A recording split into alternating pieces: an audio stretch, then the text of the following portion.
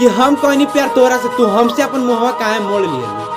कि हम कोई नहीं प्यार तोरा से तू हमसे अपन मुहवा काहे मोड़ लिया ये चलत मार्च के महीना में हमार जान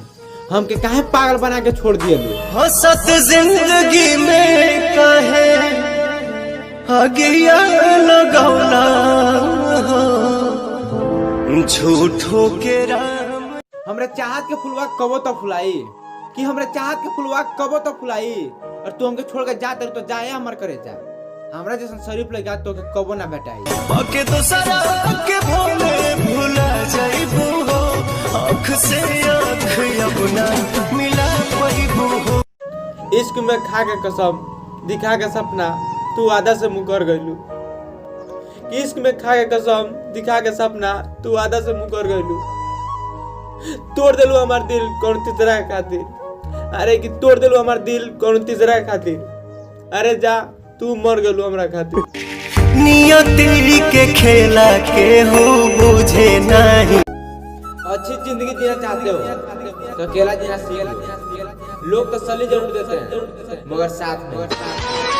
कोई काश दिल पे जरा हाथ रख दे कि कबो काजल लगा के दिखलाओ तो कबो ठला ली कि कबो काजल लगा के दिखलाओ तो कबो ठला ली मिल गई हमरा से नीमन भुला गल भूसड़ी वाली रोवाता दिल बेचारा हो प्यार किशोर से लेके पांव तक पूरा बदन कांपत रहे किशोर से लेके पांव तक पूरा बदन कांपत रहे जब पता चलल कि रात की ओर के संगे काटत रहे झूठो रानी दिया तू खैलू पसंद दूसरा के कैलू पसंद दूसरा के कैलू कि जिंदगी भर ना भूल पाएम तू हम कैसे जख्म दे देलू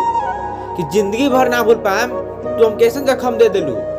हम तो तक हमेशा खुश रखनी हम तो तक हमेशा खुश रखनी